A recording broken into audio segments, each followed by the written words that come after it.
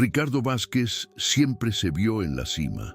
Desde temprano, el mundo parecía doblegarse a su voluntad, un escenario perfecto para exhibir su grandeza, su inteligencia afilada y, sobre todo, la fortuna que había construido con manos firmes y un apetito voraz por el poder. Su vida era un tapiz de lujo, tejido con hilos de exclusividad, y la ostentaba con una naturalidad casi obscena. Cada reloj que latía en su muñeca, cada coche que se deslizaba por las calles, cada propiedad que llevaba su nombre, gritaba al mundo la medida de su éxito. No había espacio para la duda en su universo particular. Él era el arquitecto de su propio destino, el maestro del juego, y cualquiera que osara cuestionarlo era rápidamente silenciado, aplastado por la fuerza de su influencia o por la agudeza de su desprecio. Y así flotaba por su existencia, embriagado por su propio brillo, convencido de que nada ni nadie podría sacudir su fortaleza. En el fondo, sin embargo, un vacío lo acompañaba, una sed insaciable por más, por reconocimiento, por una validación que ninguna cantidad de dinero jamás lograría llenar por completo. La noche de su 45º cumpleaños debía ser la apoteosis de esa existencia. Le Jardin Royal, un templo de la alta gastronomía que él había alquilado por completo, estaba impecable, bañado por una luz dorada que realzaba los arreglos florales exuberantes y el brillo de los cubiertos de plata. Ricardo paseaba entre sus invitados, con una sonrisa satisfecha en el rostro, absorbiendo las miradas de admiración y los efusivos cumplidos. Cada brindis, cada risa, cada elogio era un bálsamo para su alma hambrienta, una confirmación de que él era, de hecho, el centro de su propio universo. Su familia, acomodada en la mesa principal, intentaba disimular la incomodidad que las exhibiciones exageradas del patriarca siempre provocaban. Ellos conocían las capas detrás de esa fachada pulida, las heridas abiertas por sus ambiciones desmedidas. Pero esa noche Ricardo estaba en su elemento, dominando el ambiente con la imponencia de un rey, ignorando cualquier señal de desaprobación, sumergido en la ilusión de que aquel espectáculo de opulencia era la prueba irrefutable de su felicidad y de su triunfo absoluto, una fortaleza inquebrantable contra cualquier sombra del pasado. Fue en medio de ese espectáculo que ella apareció. Isabela, una de las camareras, se movía con una gracia silenciosa y una dignidad que desentonaba con la grandiosidad del escenario. No se intimidaba con las miradas ni con el murmullo de las voces pomposas, concentrada en su trabajo, como si cada plato, cada copa, tuviera un valor intrínseco que merecía su respeto. Ricardo la observaba de lejos, con un brillo de desdén en sus ojos. Aquella postura, aquella altivez en alguien a quien él consideraba tan inferior, despertaba en él una irritación casi infantil. Era como si la presencia de ella, tan simple y al mismo tiempo tan fuerte, fuera una afrenta directa a su propia magnificencia. Sintió una punzada de rabia burbujear dentro de sí, una necesidad irresistible de ponerla en su lugar, de recordarle de dónde venía y dónde estaba él. La mente de Ricardo ya maquinaba la escena, el guión de una humillación pública que serviría como un recordatorio cruel de la jerarquía que él creía que existía, una forma de reafirmar su poder sobre aquellos que, en su visión distorsionada, existían solo para servirlo. Ricardo convocó a Isabela con un ademán brusco, un gesto que él usaba para dominar, para establecer la jerarquía sin necesidad de palabras. El tintineo de los cubiertos, el murmullo de las voces, todo parecía silenciarse a su alrededor, como si el salón entero presintiera la escena que se desarrollaría. Con una sonrisa irónica que no alcanzaba sus ojos, comenzó a interrogarla, no sobre el servicio, sino sobre su esencia, su origen. ¿Cuál es su formación, señorita? ¿Dónde aprendió a servir con esa Autonomía. Su voz goteaba sarcasmo, resonando demasiado fuerte en el ambiente refinado, obligando a los invitados a desviar la mirada en una mezcla de vergüenza y curiosidad mórbida. No se detuvo ahí. Se sumergió en un pozo de desprecio, cuestionando su salario, el valor de su trabajo, la propia dignidad de su elección profesional, como si el sudor ajeno fuera algo que debía ser juzgado y disminuido públicamente. Cada palabra era una estocada, calculada para herir, para desestabilizar, para transformar a esa joven en un mero objeto de su furia, una proyección de sus propias inseguridades. Su familia, en la mesa, se hundía en las sillas, los rostros ruborizados de vergüenza, los ojos fijos en sus propios platos, deseando que el suelo se abriera y los tragara. Conocían esa faceta de Ricardo, la crueldad fría que emergía cuando se sentía desafiado, cuando algo no encajaba en su visión del mundo, donde él era el único protagonista. Pero Isabela, sorprendentemente, permaneció de pie, inmóvil, la expresión serena, como una roca en medio de una tormenta. Sus ojos, antes tan enfocados en la tarea de servir, ahora se fijaban en Ricardo con una intensidad que él no esperaba, una profundidad que lo desarmaba, aunque fuera por un breve instante.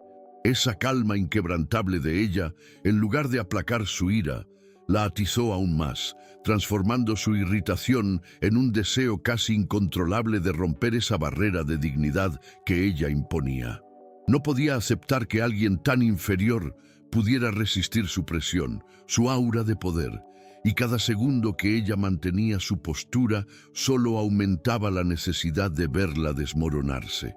Elevó la voz, añadiendo más veneno a sus preguntas, decidido a arrancarle una reacción, una señal de debilidad que justificara su propia mezquindad. Los invitados, antes solo curiosos, ahora sentían el peso de la humillación ajena, algunos con pena, otros con un silencio cómplice, mientras Ricardo desfilaba su crueldad sin pudor, creyendo que estaba ejerciendo su derecho de maestro del universo. El aire se volvió pesado, cargado de una tensión casi palpable, y la sonrisa de Ricardo se ensanchó, un triunfo macabro de su propia pequeñez. Veía la situación como un juego, y en ella siempre ganaba. La audiencia era suya, la víctima, un mero peón en su tablero particular, y esperaba el momento del jaque mate, el momento en que la máscara de serenidad de Isabela finalmente se rompería, revelando el dolor que él deseaba infligir. El salón de Le Jardin Royal, antes lleno del murmullo de voces y risas contenidas, se transformó en un escenario de silencio denso y expectativa tensa.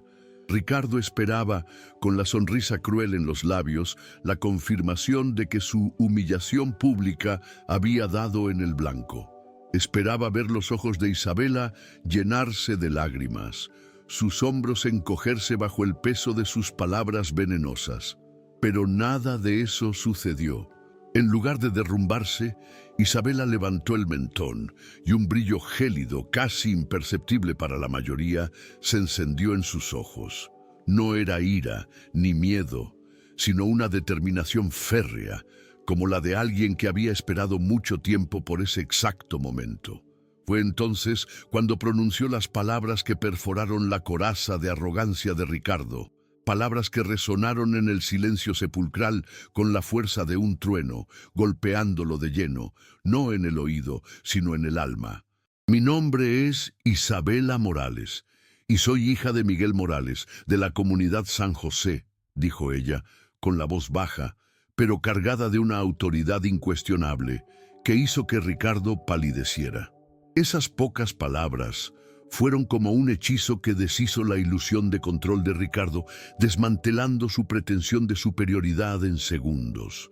El nombre, el lugar, todo se conectó en su mente como piezas de un rompecabezas macabro. La comunidad San José, Miguel Morales.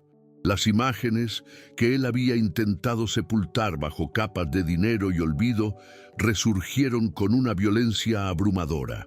Las casas demolidas, las familias sin hogar, los rostros desesperados de los residentes que él había barrido del mapa para erigir sus imperios inmobiliarios. Y luego, el rostro de Miguel, el líder comunitario que había resistido, que había luchado por su pueblo hasta el último suspiro, antes de ser aplastado por la máquina corrupta que Ricardo había orquestado. Un escalofrío gélido recorrió la espalda de Ricardo. Su respiración se volvió agitada, el corazón se disparó como un tambor en su pecho. El color huyó de su rostro, reemplazado por un tono pálido y enfermizo. La máscara de confianza se rompió, revelando a un hombre súbitamente acorralado, con los ojos desorbitados de horror. Su familia en la mesa, que antes solo sentía vergüenza, ahora estaba en shock, su silencio aún más pesado que el de Ricardo. No sabían el alcance de las atrocidades del patriarca, pero la reacción de él, el cambio abrupto en su semblante, delataba una verdad terrible que estaba a punto de ser desenterrada. La revelación de Isabela no era solo una respuesta a la humillación, sino el lanzamiento de la primera piedra de un castillo de naipes que Ricardo había construido sobre mentiras y sufrimiento. La dignidad de Isabela, que Ricardo tanto había despreciado, era ahora el arma más potente contra él, y él la sintió en cada fibra de su ser, una sensación de pavor que no experimentaba desde hacía años. Para los que observaban, la escena se desarrollaba con una lentitud angustiosa, cada segundo expandiendo la tensión, a medida que el pasado de Ricardo, tanto tiempo enterrado, comenzaba a emerger de las sombras para cobrar su precio. Y mientras Ricardo temblaba, el mundo a su alrededor parecía desmoronarse pieza por pieza, bajo la mirada fría y firme de Isabela. La revelación de Isabela, como un rayo en un cielo azul, rompió la fachada de perfección que Ricardo había construido cuidadosamente a lo largo de los años. La alegría forzada de su cumpleaños se deshizo en un instante, reemplazada por una atmósfera cargada de incomodidad y un silencio embarazoso que se extendía por el salón. Los invitados, antes absortos en su propia burbuja de privilegio, ahora intercambiaban miradas ansiosas, susurros nerviosos, intentando descifrar el drama que se desarrollaba ante ellos. La verdad sombría detrás de la fortuna de Ricardo, las artimañas sucias, las vidas aplastadas en su ascenso implacable, todo aquello comenzó a filtrarse como un veneno lento, envenenando cada pedazo de esa celebración. La familia de Ricardo, antes solo avergonzada, ahora sentía el peso de una profunda desilusión. Sus miradas hacia él ya no eran de vergüenza, sino de repulsa, de un dolor casi físico al percibir la extensión de la podredumbre que él había escondido. La esposa, antes a su lado en todas las fotos de revista, ahora parecía encogerse, el rostro pálido, la boca ligeramente abierta en una mezcla de shock y desesperación. Los hijos, otrora orgullosos del apellido Vázquez, ahora desviaban la mirada, como si la simple conexión con el padre fuera una mancha imborrable en sus propias existencias. Lo habían defendido, lo habían admirado, y ahora percibían que la base de todo aquello era un pantano de inhumanidad. Ricardo podía sentir el abandono moral, no solo de los invitados, sino de aquellas personas que eran su refugio, su puerto seguro, aunque él las tratara como extensiones de su propio ego. Esa ruptura en la lealtad, en la admiración, lo golpeó con una fuerza que ninguna acusación legal podría igualar. Era la sensación de estar completamente solo, desnudo, expuesto, sin los escudos que el dinero y la influencia siempre le habían proporcionado. Su mente, antes tan ágil y calculadora, estaba en un torbellino.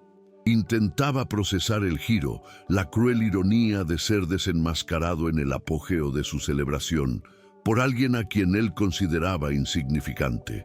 La humillación era pública, real, y él sabía que las paredes de Le Jardin Royal no serían los únicos testigos. En cuestión de horas, quizás minutos, Los videos, los chismes, los detalles más sórdidos de su caída se habrían extendido por cada rincón de Internet. La reputación que él había construido con tanto esmero y tantas mentiras se estaba desmoronando ante sus ojos, y la conciencia de la inminente filtración en las redes sociales era un terror aún mayor que la propia revelación de Isabela. Podía sentir el olor de la ruina acercándose y por primera vez en mucho tiempo el miedo lo paralizó por completo. El shock de la revelación y la inminencia de su derrumbe público golpearon a Ricardo con la fuerza de un maremoto. Se sentía ahogar en un mar de culpa y desesperación, y de repente el aire suntuoso del Jardin Royal que antes lo embriagaba parecía sofocante.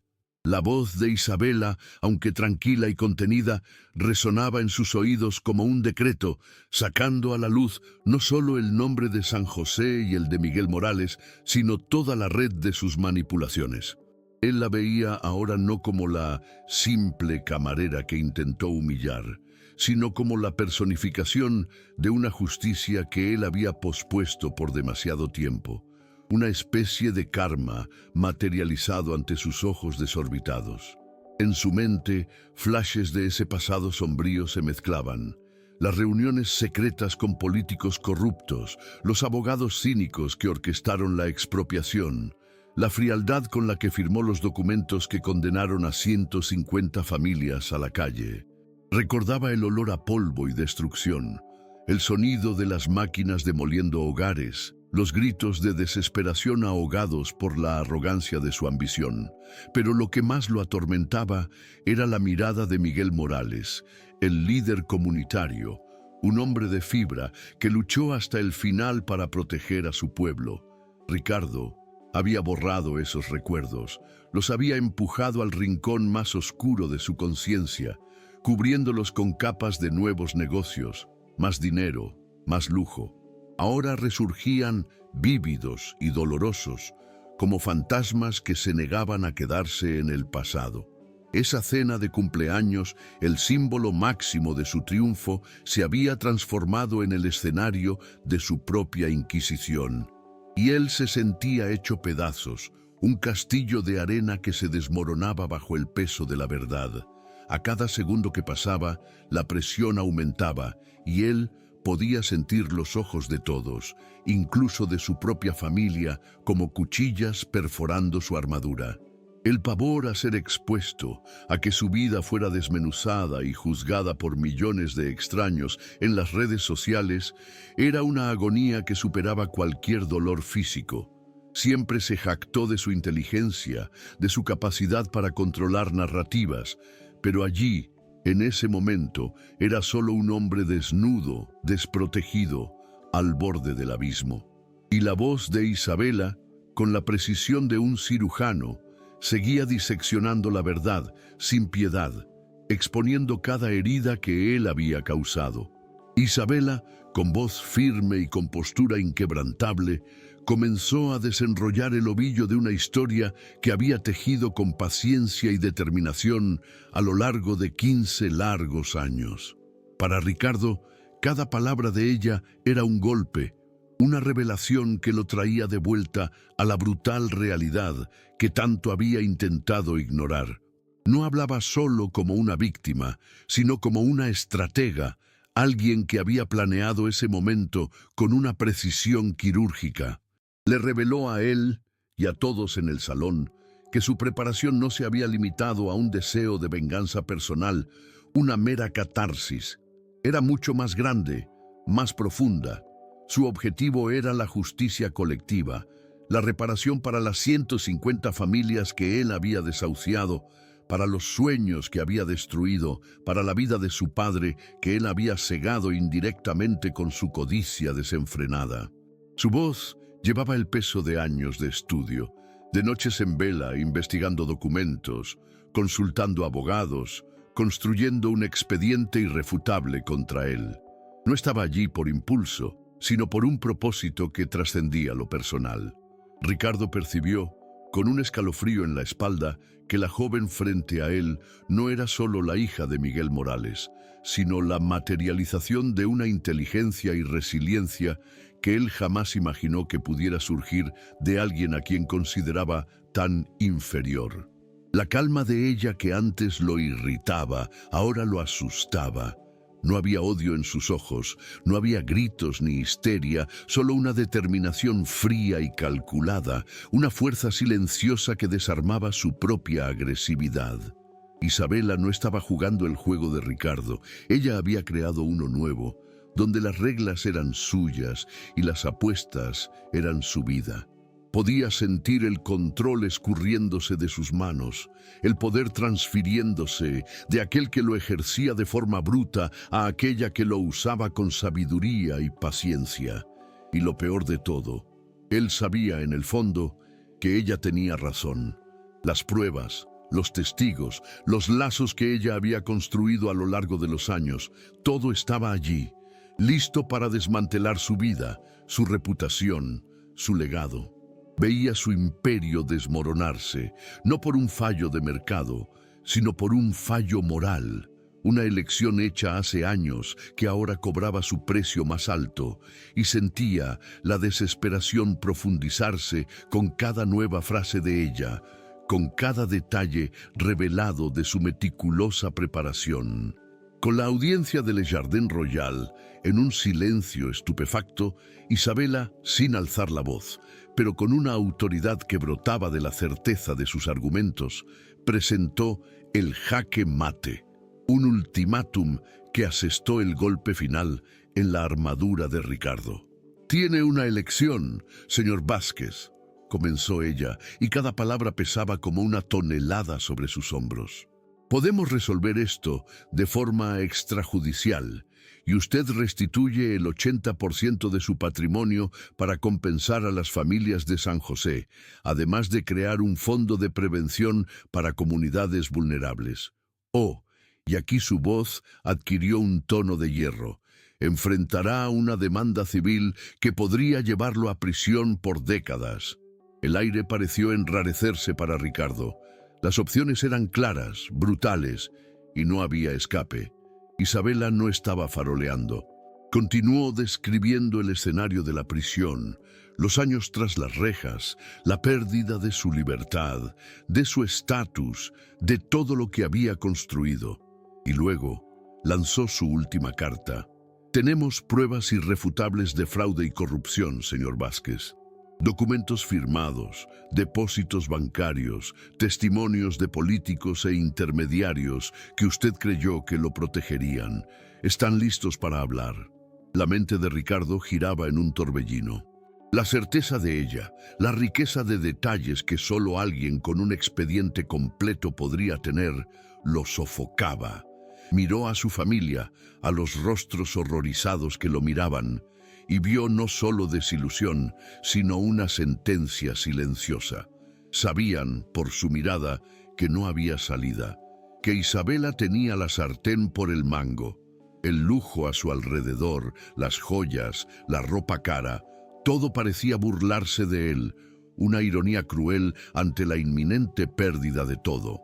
Siempre se había enorgullecido de ser un negociador implacable, de nunca ceder, de siempre salir victorioso. Pero allí no estaba negociando, estaba siendo juzgado por sus propios crímenes, y la jueza era la hija de aquel a quien había oprimido. El pavor a la cárcel, a la humillación final, a la pérdida total de su identidad, era un infierno que él jamás imaginó que tendría que enfrentar.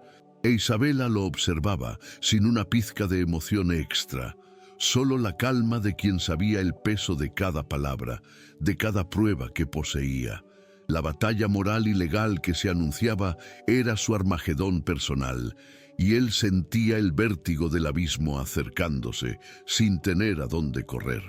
El aire en Le Jardin Royal era tan denso que parecía cortarse con un cuchillo, cada segundo estirado en una eternidad para Ricardo.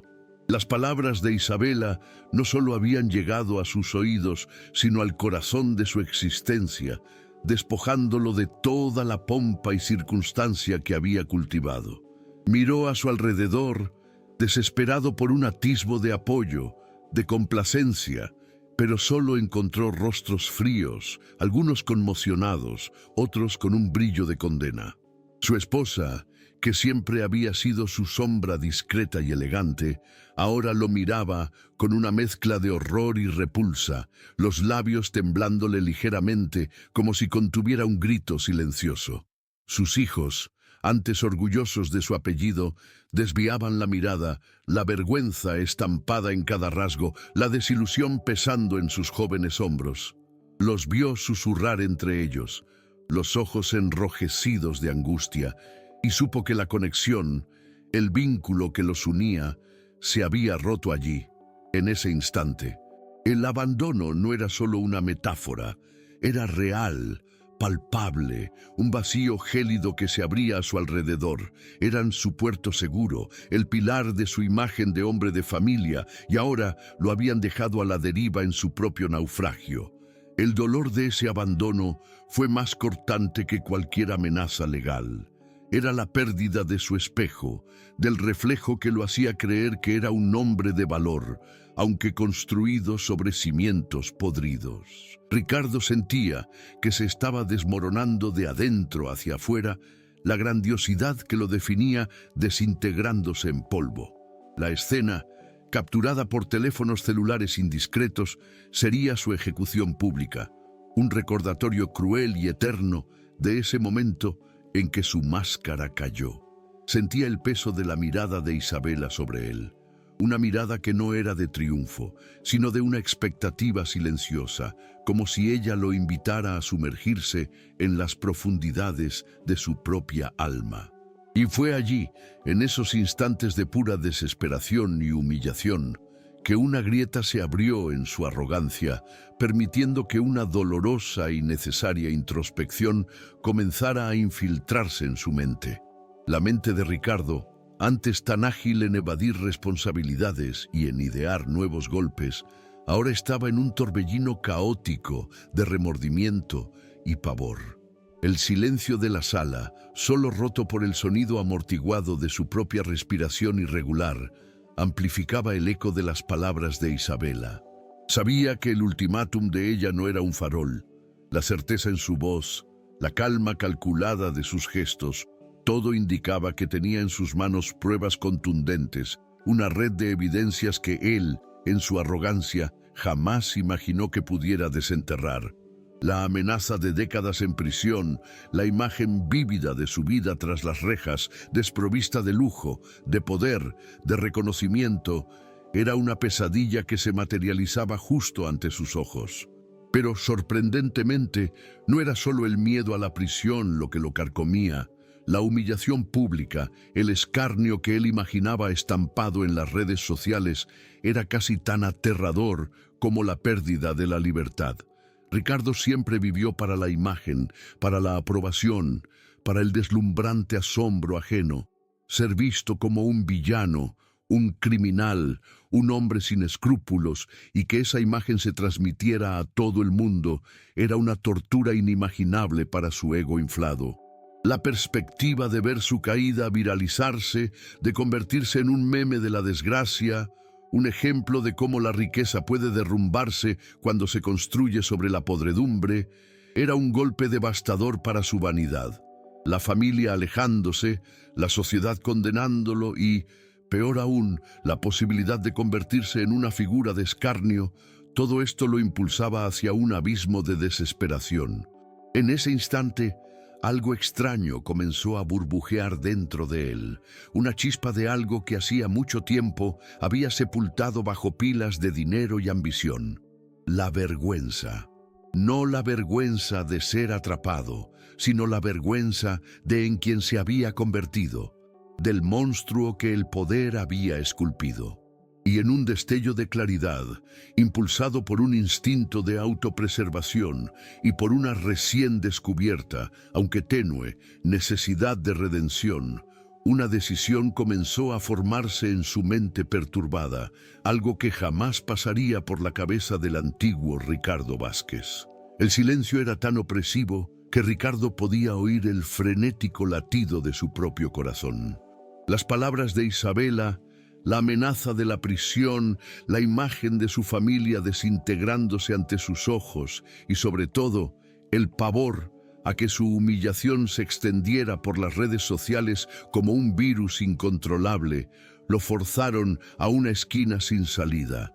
Ya no había a dónde correr ni a dónde esconderse.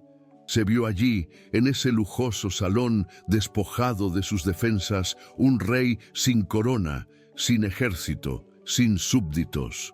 Y fue en ese punto sin retorno, en esa dolorosa encrucijada entre la ruina total y una remota posibilidad de redención, que Ricardo, para asombro de todos y quizás para el suyo propio, eligió el camino menos esperado.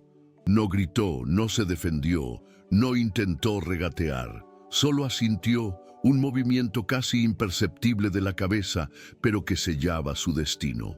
«Acepto sus términos, Isabela». Su voz salió ronca, casi un susurro, pero cargada de una rendición genuina.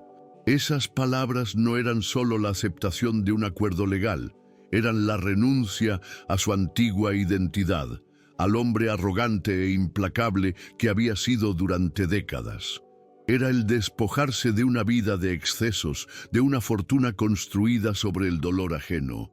La familia lo observaba conmocionada, los invitados, curiosos y antes listos para el circo, ahora presenciaban lo impensable. Isabela, sin embargo, mantuvo la compostura, sin un signo de victoria, solo una serena observación, como si ya supiera el desenlace.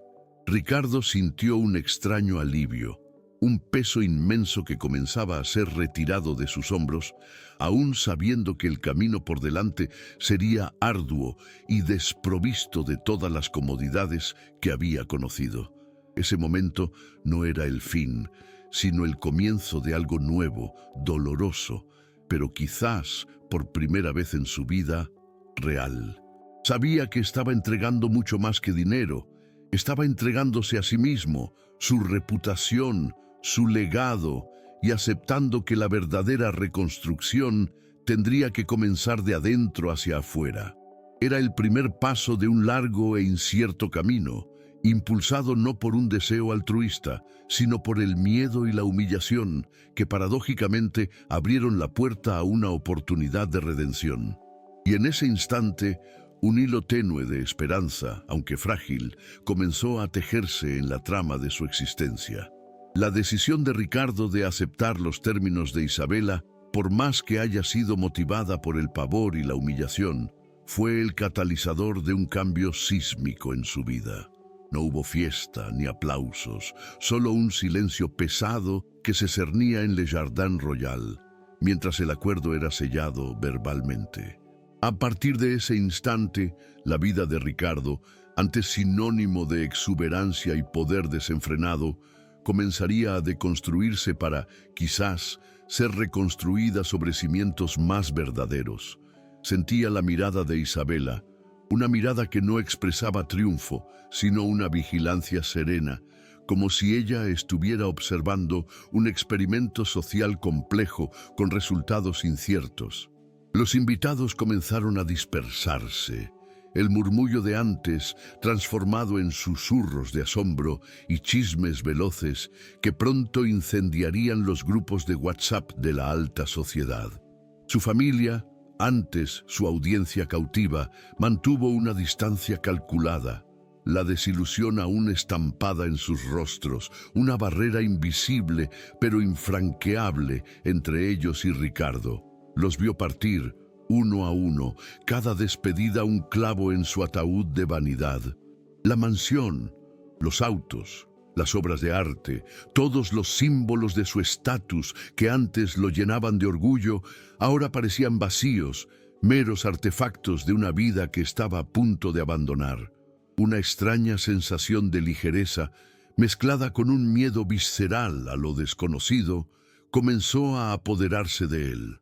Era como si, al despojarse de su armadura dorada, finalmente pudiera respirar, aunque el aire fuera enrarecido y el suelo inestable.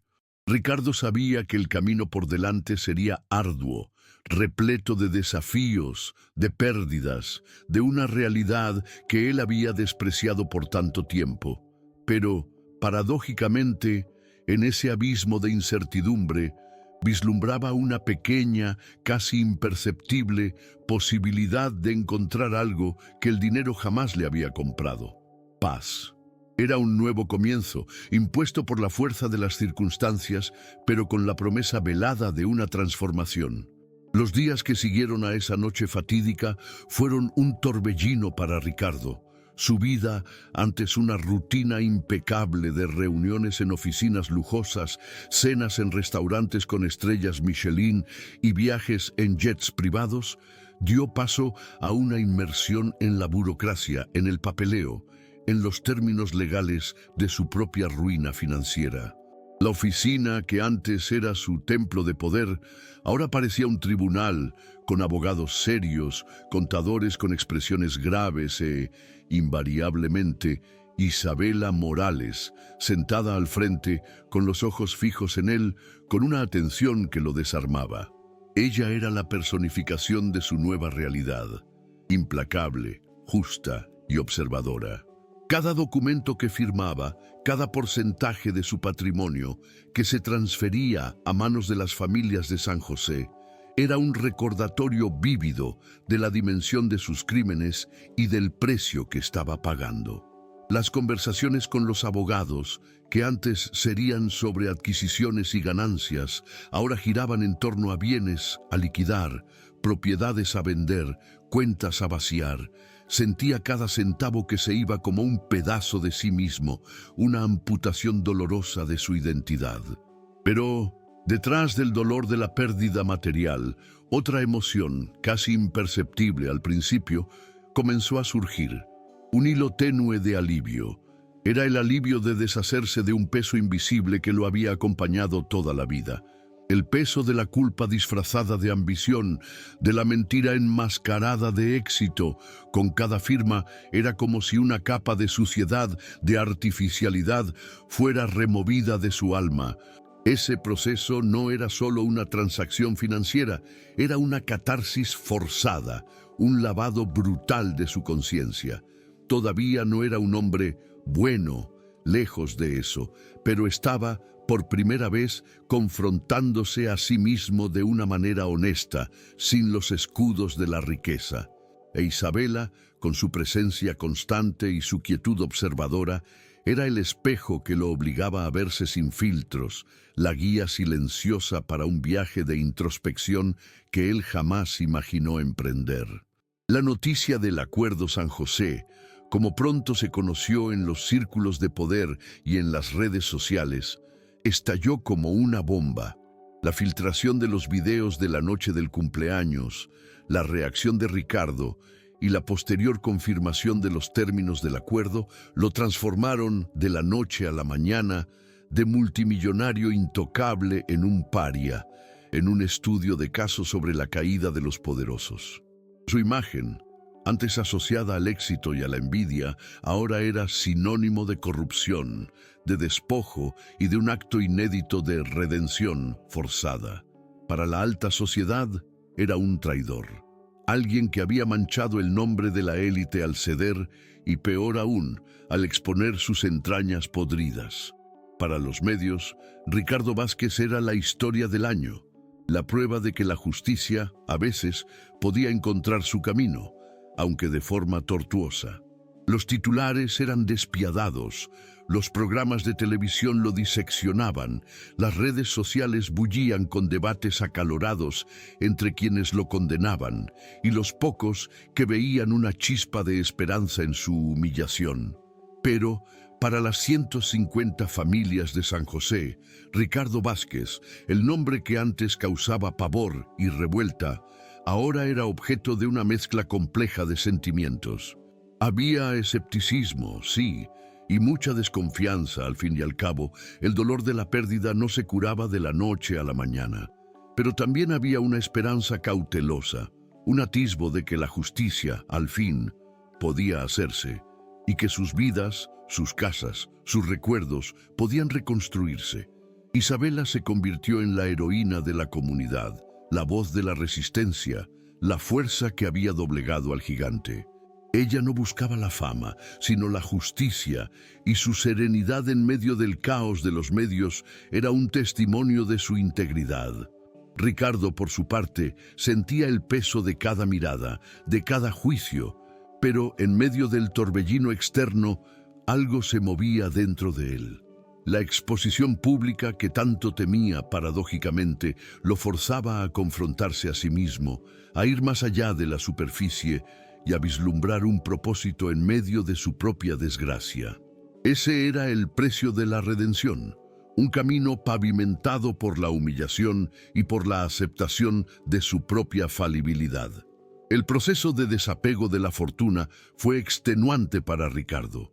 Cada venta de propiedad, cada transferencia bancaria era un recordatorio doloroso de lo que estaba perdiendo. Se veía asistiendo a subastas, ya no como un comprador ávido, sino como el vendedor reacio, observando cómo sus bienes eran adquiridos por otros, un espejo de su propia caída. El yate, que antes surcaba los mares con él y sus invitados, ahora pertenecía a un magnate árabe. La colección de arte, valorada en millones, se dispersó en galerías y residencias de nuevos ricos. Las joyas de su esposa, que un día brillaron en eventos de gala, se convirtieron en fondos para la comunidad. Cada artículo, cada objeto de lujo, llevaba un recuerdo, un fragmento de la vida que conocía y que estaba siendo sistemáticamente desmantelada. Sentía un dolor físico en el pecho, un vacío que lo oprimía, como si le estuvieran arrancando partes de su propio cuerpo. En esos momentos de angustia, la voz de Isabela, a veces en llamadas protocolares, a veces en reuniones de seguimiento, era un recordatorio constante de que aquello no era un castigo sin propósito, sino un camino hacia la reparación. Ella no lo perdonaba, pero tampoco lo vilipendiaba. Su presencia era una brújula moral, apuntando al verdadero norte que Ricardo había olvidado. Con cada adiós a un bien material, sentía una extraña mezcla de luto y una imperceptible, casi imperceptible, ligereza. Ese exceso, esa ostentación que antes lo definía, ahora parecía una carga, una armadura pesada que le impedía sentir la vida de verdad. Todavía no comprendía plenamente el significado de ese cambio, pero la semilla de una transformación estaba siendo plantada en el suelo árido de su alma.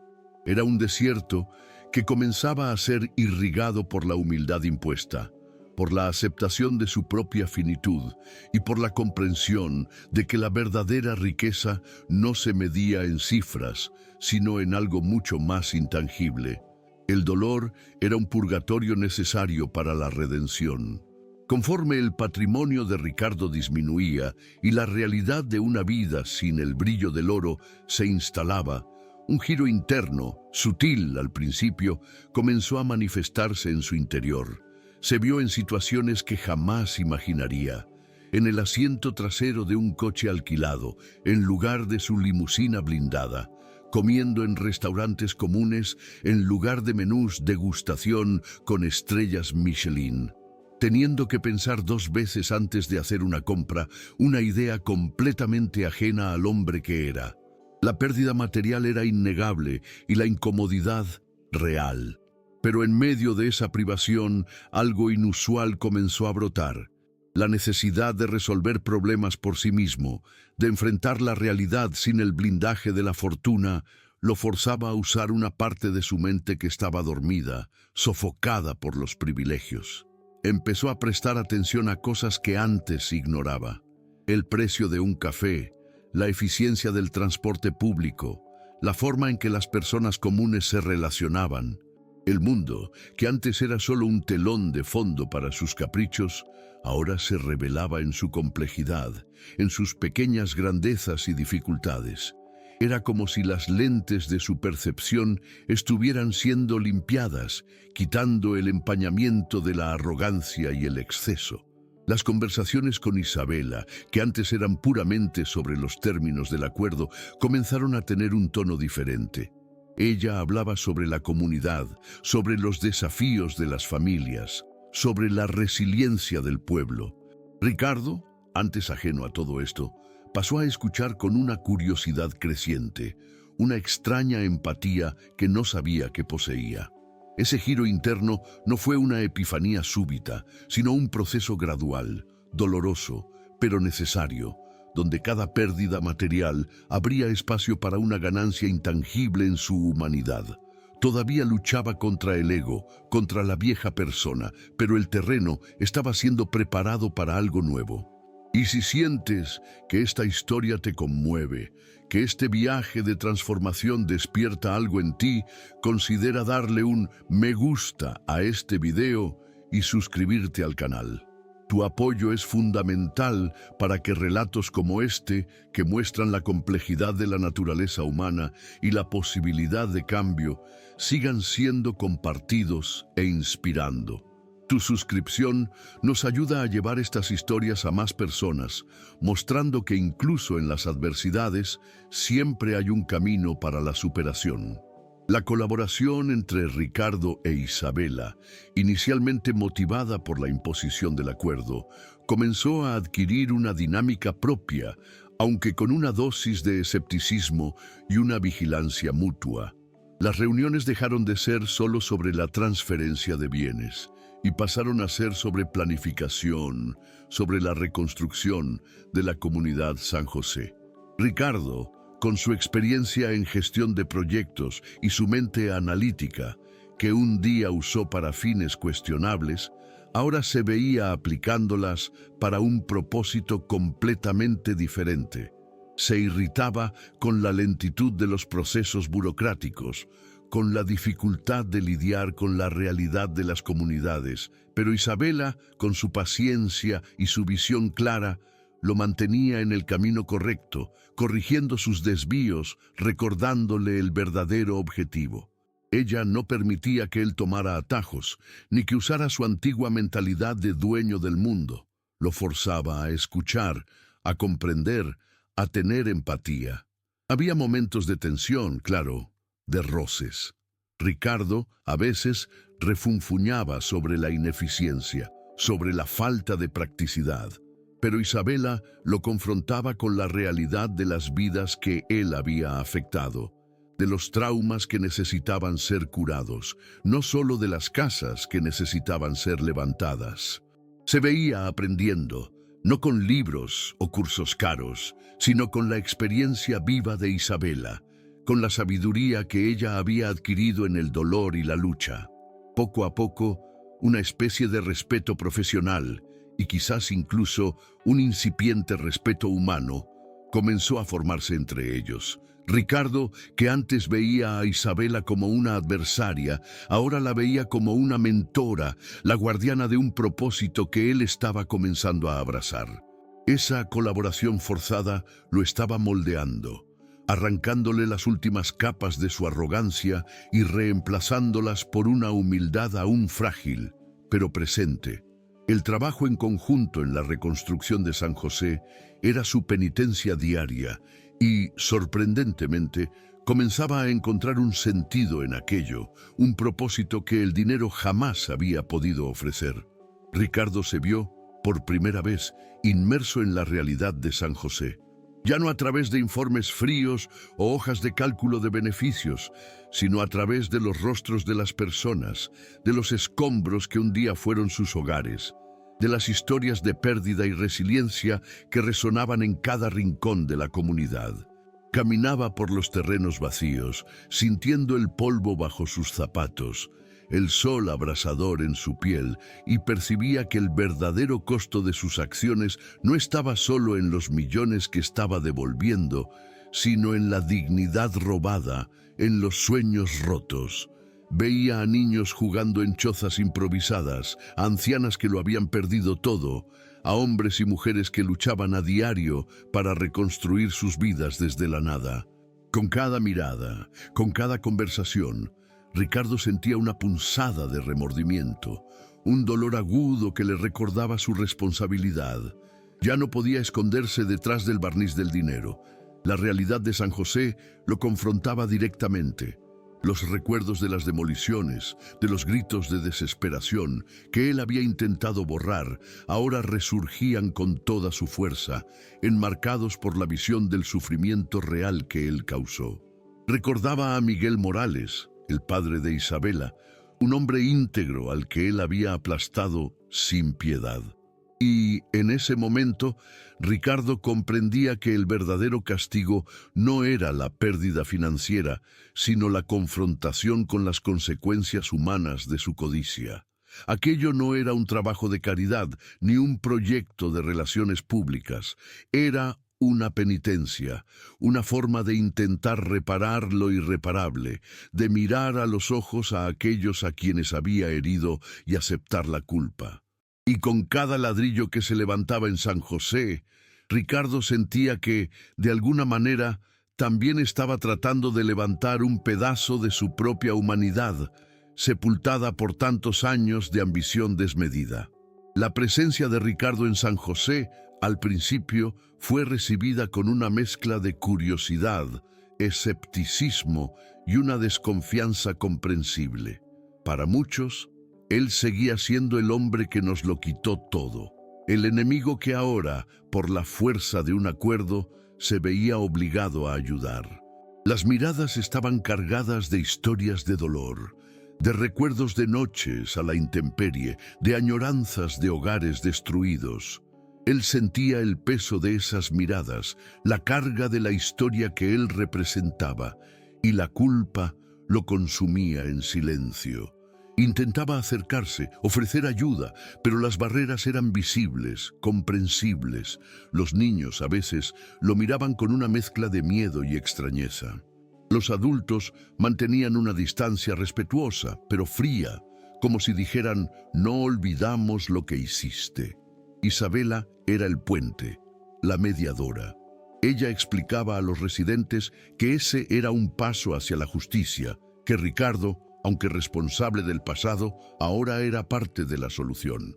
Ella no lo eximía, pero mostraba la necesidad de mirar hacia adelante. Ricardo se esforzaba, más de lo que jamás se había esforzado en cualquier negocio.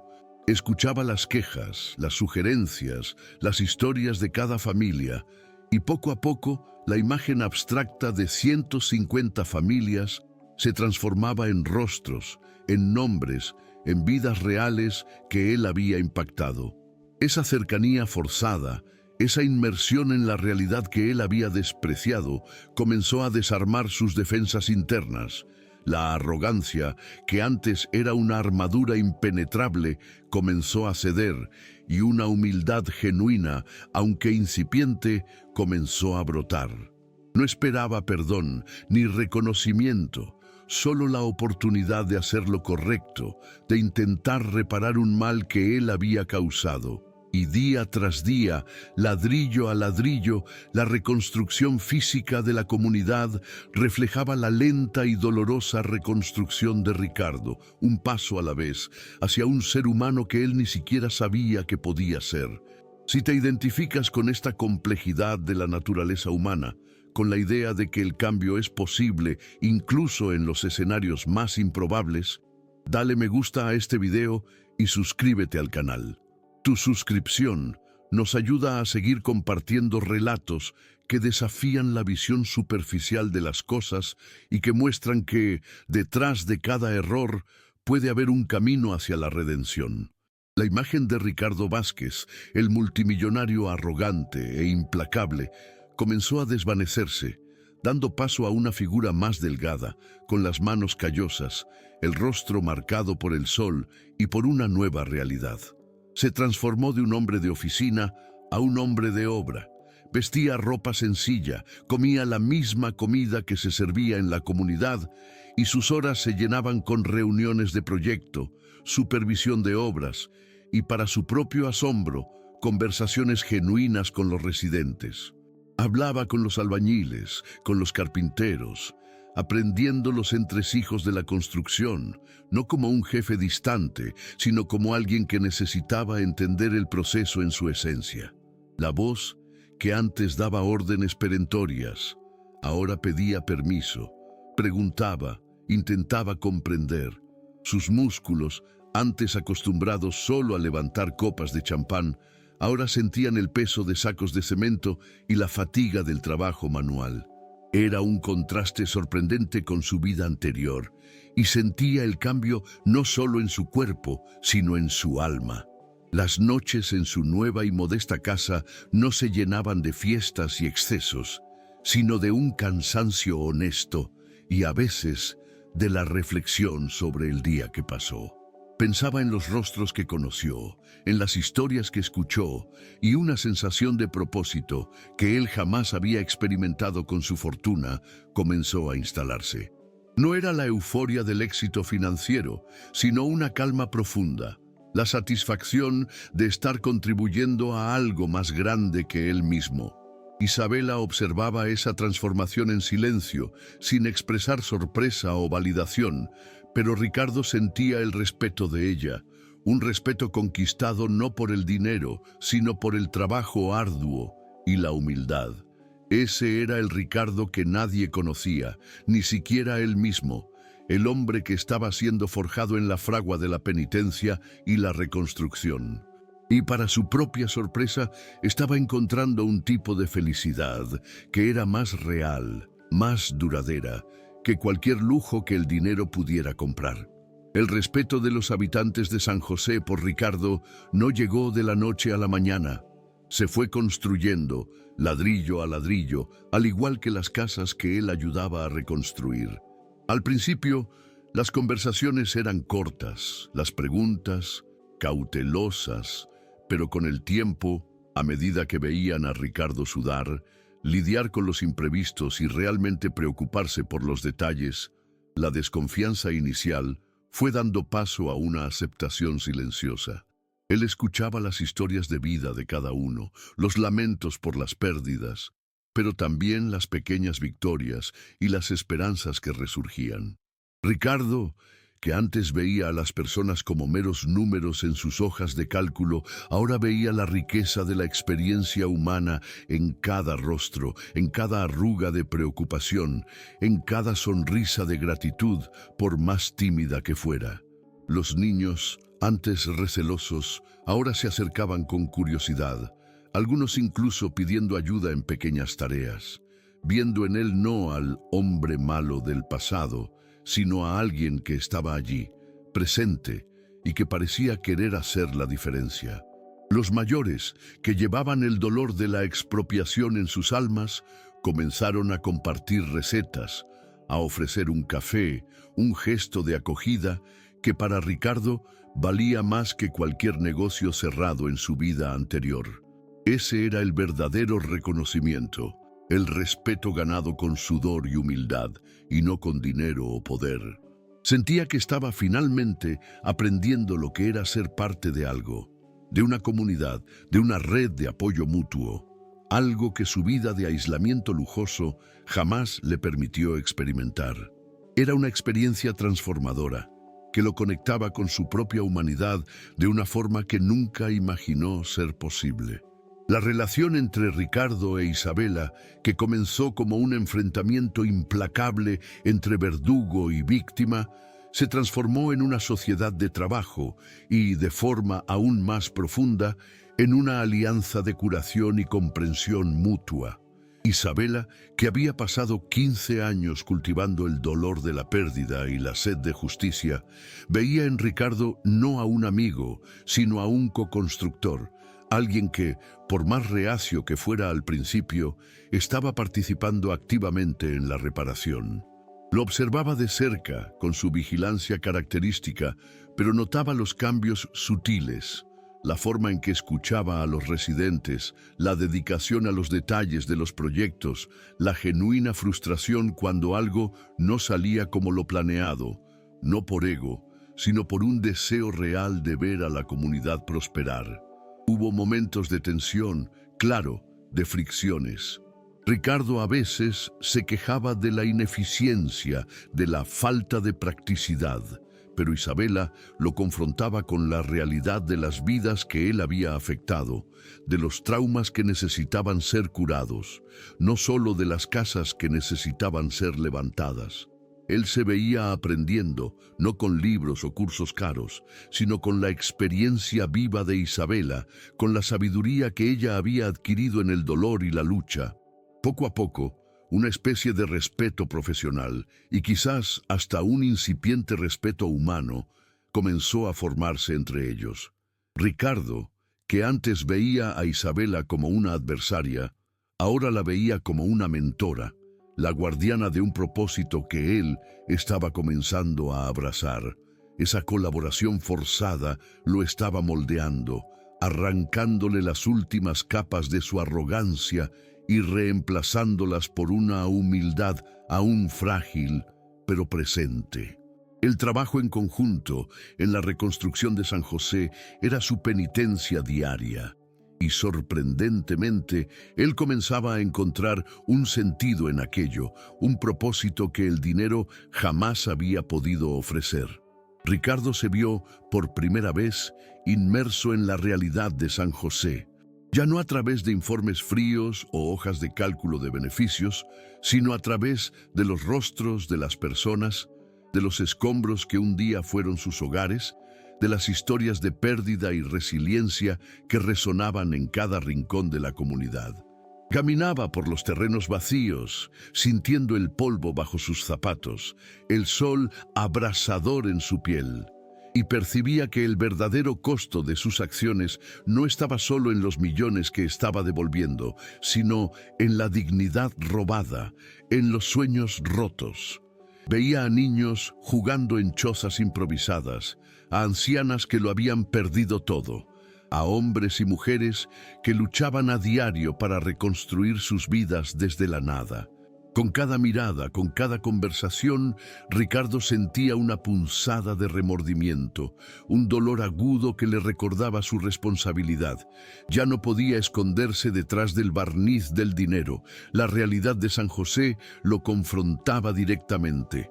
Los recuerdos de las demoliciones, de los gritos de desesperación que él había intentado borrar, ahora resurgían con toda su fuerza, enmarcados por la visión del sufrimiento real que él causó.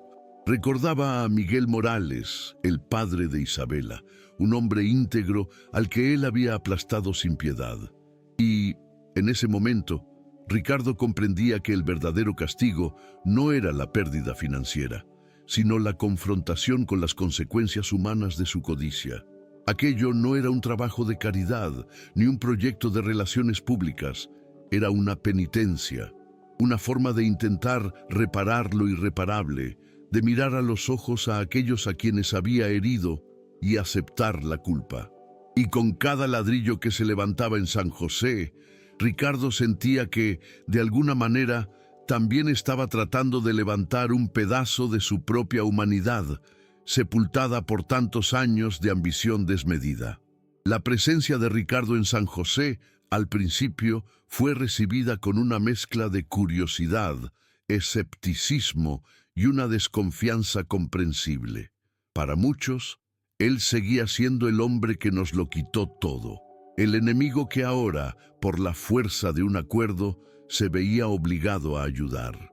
Las miradas estaban cargadas de historias de dolor, de recuerdos de noches a la intemperie, de añoranzas de hogares destruidos. Él sentía el peso de esas miradas, la carga de la historia que él representaba, y la culpa lo consumía en silencio. Intentaba acercarse, ofrecer ayuda, pero las barreras eran visibles, comprensibles. Los niños, a veces, lo miraban con una mezcla de miedo y extrañeza. Los adultos mantenían una distancia respetuosa, pero fría, como si dijeran, no olvidamos lo que hiciste. Isabela era el puente, la mediadora.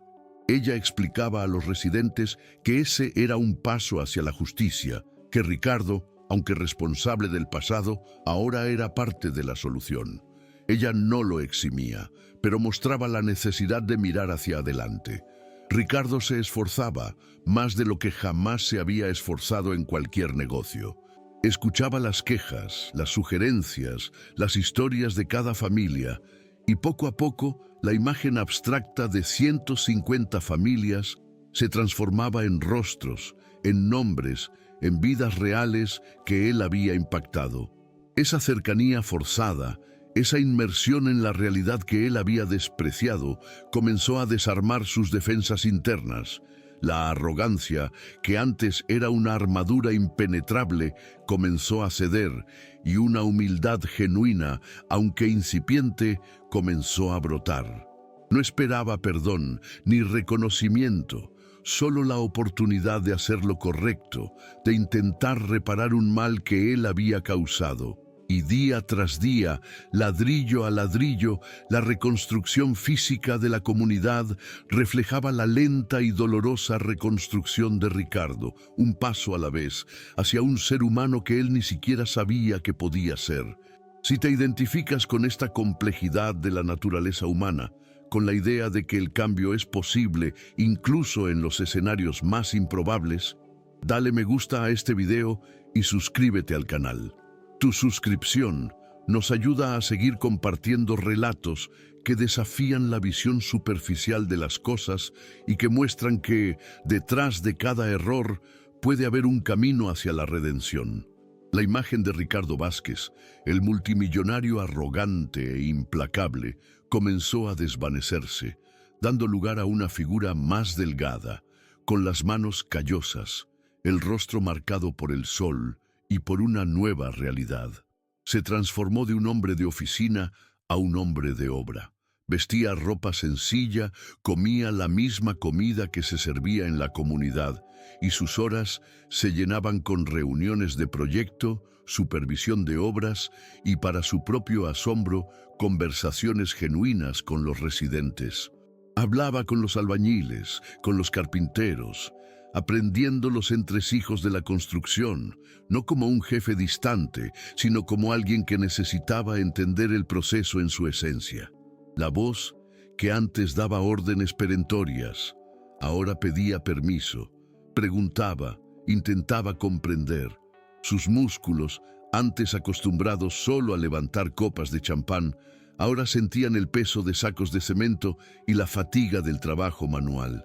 Era un contraste sorprendente con su vida anterior, y sentía el cambio no solo en su cuerpo, sino en su alma. Las noches en su nueva y modesta casa no se llenaban de fiestas y excesos, sino de un cansancio honesto y a veces de la reflexión sobre el día que pasó. Pensaba en los rostros que conoció, en las historias que escuchó y una sensación de propósito que él jamás había experimentado con su fortuna comenzó a instalarse. No era la euforia del éxito financiero, sino una calma profunda, la satisfacción de estar contribuyendo a algo más grande que él mismo. Isabela observaba esa transformación en silencio, sin expresar sorpresa o validación, pero Ricardo sentía el respeto de ella, un respeto conquistado no por el dinero, sino por el trabajo arduo y la humildad. Ese era el Ricardo que nadie conocía, ni siquiera él mismo, el hombre que estaba siendo forjado en la fragua de la penitencia y la reconstrucción. Y para su propia sorpresa, estaba encontrando un tipo de felicidad que era más real, más duradera, que cualquier lujo que el dinero pudiera comprar. El respeto de los habitantes de San José por Ricardo no llegó de la noche a la mañana. Se fue construyendo, ladrillo a ladrillo, al igual que las casas que él ayudaba a reconstruir. Al principio las conversaciones eran cortas, las preguntas cautelosas, pero con el tiempo, a medida que veían a Ricardo sudar, lidiar con los imprevistos y realmente preocuparse por los detalles, la desconfianza inicial fue dando paso a una aceptación silenciosa. Él escuchaba las historias de vida de cada uno, los lamentos por las pérdidas, pero también las pequeñas victorias y las esperanzas que resurgían. Ricardo, que antes veía a las personas como meros números en sus hojas de cálculo, ahora veía la riqueza de la experiencia humana en cada rostro, en cada arruga de preocupación, en cada sonrisa de gratitud, por más tímida que fuera. Los niños, antes recelosos, ahora se acercaban con curiosidad, algunos incluso pidiendo ayuda en pequeñas tareas, viendo en él no al hombre malo del pasado, sino a alguien que estaba allí, presente, y que parecía querer hacer la diferencia. Los mayores, que llevaban el dolor de la expropiación en sus almas, comenzaron a compartir recetas, a ofrecer un café, un gesto de acogida que para Ricardo valía más que cualquier negocio cerrado en su vida anterior. Ese era el verdadero reconocimiento, el respeto ganado con sudor y humildad, y no con dinero o poder. Sentía que estaba finalmente aprendiendo lo que era ser parte de algo, de una comunidad, de una red de apoyo mutuo, algo que su vida de aislamiento lujoso jamás le permitió experimentar. Era una experiencia transformadora, que lo conectaba con su propia humanidad de una forma que nunca imaginó ser posible. La relación entre Ricardo e Isabela, que comenzó como un enfrentamiento implacable entre verdugo y víctima, se transformó en una sociedad de trabajo y, de forma aún más profunda, en una alianza de curación y comprensión mutua. Isabela, que había pasado 15 años cultivando el dolor de la pérdida y la sed de justicia, veía en Ricardo no a un amigo, sino a un co-constructor, alguien que, por más reacio que fuera al principio, estaba participando activamente en la reparación. Lo observaba de cerca, con su vigilancia característica, pero notaba los cambios sutiles, la forma en que escuchaba a los residentes, la dedicación a los detalles de los proyectos, la genuina frustración cuando algo no salía como lo planeado, no por ego, sino por un deseo real de ver a la comunidad prosperar. Hubo momentos de tensión, claro, de fricciones. Ricardo a veces se quejaba de la ineficiencia, de la falta de practicidad, pero Isabela lo confrontaba con la realidad de las vidas que él había afectado, de los traumas que necesitaban ser curados, no solo de las casas que necesitaban ser levantadas. Él se veía aprendiendo, no con libros o cursos caros, sino con la experiencia viva de Isabela, con la sabiduría que ella había adquirido en el dolor y la lucha. Poco a poco, una especie de respeto profesional, y quizás hasta un incipiente respeto humano, comenzó a formarse entre ellos. Ricardo, que antes veía a Isabela como una adversaria, ahora la veía como una mentora, la guardiana de un propósito que él estaba comenzando a abrazar. Esa colaboración forzada lo estaba moldeando, arrancándole las últimas capas de su arrogancia y reemplazándolas por una humildad aún frágil, pero presente. El trabajo en conjunto en la reconstrucción de San José era su penitencia diaria, y sorprendentemente, él comenzaba a encontrar un sentido en aquello, un propósito que el dinero jamás había podido ofrecer. Con el tiempo, el sitio de construcción de San José dejó de ser solo un lugar de reconstrucción material y se convirtió en un espacio de curación y transformación para Ricardo. Cada martillazo, cada ladrillo colocado, cada sonrisa de los residentes que recibían sus nuevas casas eran como un bálsamo para las heridas de su alma. Ya no era el hombre que se escondía detrás de contratos y abogados. Ahora era un trabajador más, aprendiendo a valorar el sudor honesto y la satisfacción del trabajo bien hecho, la simplicidad de la vida en la comunidad, la solidaridad entre los vecinos, la resiliencia ante la adversidad. Todo eso le enseñaba lecciones que ninguna escuela de negocios o fortuna jamás podría proporcionar. Se sentía, por primera vez, conectado a algo real, a algo que realmente importaba, y no solo a las ilusiones de poder y prestigio. Los destellos de memoria de esa cena de cumpleaños, de la humillación pública, de la amenaza de prisión que antes lo atormentaban, ahora se convertían en recordatorios, no de su vergüenza, sino del punto de inflexión que lo llevó hasta allí.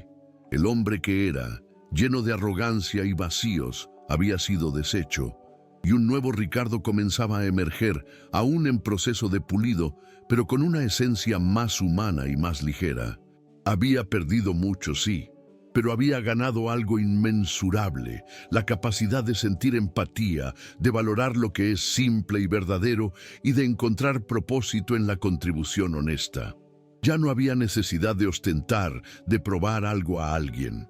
La única validación que buscaba ahora venía de dentro, de la quietud de su conciencia y de la gratitud, aunque silenciosa, de los residentes de San José. Y esa nueva forma de riqueza, la riqueza de espíritu, era algo que el dinero jamás podría comprar. El fin de la reconstrucción de las casas en San José marcó no solo la entrega de nuevos hogares, sino el inicio de una nueva fase para Ricardo y para la comunidad. Ese día fue de fiesta, de sonrisas amplias y de un alivio palpable en el aire. Ver a las familias recibiendo las llaves de sus casas, muchas de ellas con lágrimas en los ojos, revivía en Ricardo la imagen de las demoliciones que él había orquestado años antes. Pero ahora, en lugar de dolor y desesperación, había alegría y esperanza, y él era parte de eso. Observaba a Isabela, que circulaba entre los residentes, una heroína discreta, recibiendo el cariño y la gratitud de todos. Ese brillo en sus ojos, antes enfocado en la justicia, ahora reflejaba la satisfacción de ver el fruto de años de lucha. Ricardo sentía una gratitud extraña, pero profunda, por ella haber sido la catalizadora de su propia transformación. Ese momento era el ápice de su jornada, la prueba viva de que la reparación era posible y que el perdón, aunque no explicitado en palabras, podía sentirse en la atmósfera de renovación. Ya no se sentía el multimillonario prepotente, sino un ser humano que había encontrado su lugar, su contribución, en un contexto que jamás imaginó. Las casas, más que construcciones físicas, eran símbolos de un puente entre el pasado y el futuro, entre el dolor y la esperanza. Y Ricardo, en medio de esa celebración, experimentaba una paz que superaba con creces cualquier fortuna que él hubiera poseído. Una paz que venía de la conciencia de haber hecho lo correcto, de haberse inclinado ante la verdad y, finalmente, de haber encontrado un propósito mayor para su existencia. Ese día sería un hito, no solo para San José, sino para el alma de Ricardo Vázquez. El desenlace de la historia de Ricardo, lejos de ser un cuento de hadas, fue la prueba de que la redención es un camino continuo, pavimentado por elecciones difíciles y una humildad constante. No volvió a su antigua vida de lujo. Esa fase estaba definitivamente cerrada. En cambio, continuó su trabajo como coordinador de desarrollo comunitario en San José, bajo la atenta y siempre presente supervisión de Isabela. Sus manos, antes suaves y acostumbradas solo a firmar papeles, ahora llevaban las marcas del trabajo manual, una medalla invisible de su nueva identidad. La satisfacción no venía del cúmulo de capital, sino de la reconstrucción de vidas, de las sonrisas de los niños que veía crecer en sus nuevas casas, de la dignidad restaurada de una comunidad que él un día ayudó a destruir. Isabela, por su parte, continuó su misión de velar por los derechos de los menos favorecidos, usando su voz y su inteligencia para luchar por la justicia, pero con la serenidad de quien vio su propia justicia ser hecha, y de una forma que nunca imaginó. La relación entre ellos, aunque profesional, llevaba un respeto mutuo, un reconocimiento silencioso de la complejidad humana y de la capacidad de cambio. Aprendieron que la verdadera riqueza no está en las cifras exorbitantes, sino en la red de conexiones humanas, en la capacidad de errar y de levantarse, de reparar y de construir un futuro más justo. Ricardo ya no era el hombre de ambiciones desmedidas. Se había transformado en alguien que encontraba propósito en la contribución honesta, en la simplicidad de la vida, en la alegría de ver el impacto positivo de sus acciones. Y esa transformación, impulsada por una humillación profunda, pero abrazada por la convicción de que valía la pena, era su verdadera victoria. La historia de Ricardo e Isabela, aunque particular, resuena con una verdad universal. la de que la superación, el cambio y la esperanza pueden surgir de los lugares más inesperados, incluso de los escombros de un pasado de error y dolor. No hubo un final mágico, sin cicatrices. Las marcas quedaron para ambos, pero las heridas fueron cicatrizadas por el trabajo conjunto, por la construcción y por el compromiso con un futuro mejor. Ricardo, en su nueva existencia, encontró una paz que la fortuna jamás le dio, una paz que vino de la aceptación de sus fallas y de la dedicación a remediarlas. Isabela, por otro lado, vio su búsqueda de justicia culminar no en venganza, sino en restauración, en un legado de dignidad para su comunidad. La verdadera riqueza, para ambos, dejó de ser una métrica de valor material y se convirtió en la medida de cuánto se puede contribuir al bienestar colectivo. Sus vidas se convirtieron en un testimonio de que la verdadera reparación trasciende lo financiero, alcanzando las esferas de la moral, la dignidad y la humanidad. Y en el silencio de los hogares reconstruidos y de los corazones curados, la lección más profunda resonaba, la de que la capacidad de reconocer el error, de buscar la reparación y de dedicarse a la reconstrucción es, al fin y al cabo, la más valiosa de las fortunas. El eco de esa cena en Le Jardin Royal, aunque distante, jamás se borraría por completo de la memoria de Ricardo. Era una cicatriz, un recordatorio vívido del punto de inflexión en su vida, del momento en que la soberbia se desvaneció y la realidad se impuso con fuerza brutal. Ya no intentaba esconder el pasado ni embellecerlo, lo aceptaba como parte de quien se convirtió. Las conversaciones con Isabela continuaban, pero ahora tenían un tono de complicidad, de quien enfrentó una batalla juntos y emergió transformado. Ella lo supervisaba, sí, pero también lo respetaba, y Ricardo sentía ese respeto como un privilegio. Entendía que la verdadera reparación no era solo financiera, sino humana, un proceso continuo de humildad y servicio. Ese viaje, iniciado con tanto pavor y resistencia, había esculpido en él a un hombre diferente, alguien que había aprendido el valor de la dignidad, la honestidad y la conexión humana. Las mañanas ya no comenzaban con la obsesión por las ganancias, sino con la expectativa de un día de trabajo significativo, de interacción con las familias, de ver el progreso de la comunidad.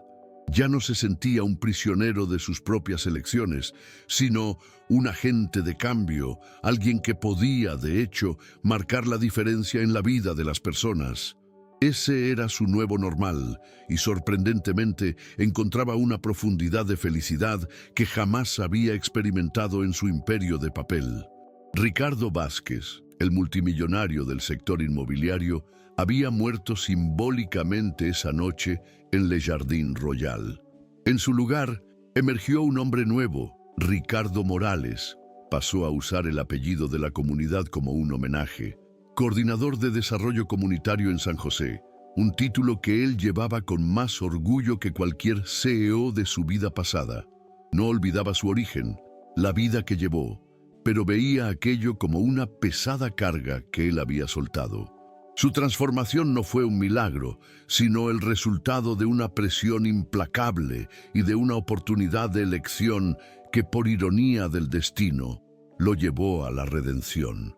Se convirtió en un ejemplo vivo de que el cambio es posible, incluso para aquellos que parecen más inflexibles, y que la verdadera fortuna reside en la capacidad de construir y de reparar, y no de destruir y acumular. La comunidad San José florecía, y con ella el alma de Ricardo. Ese era su legado, no en rascacielos o cuentas bancarias, sino en hogares, en esperanza, en vidas reconstruidas.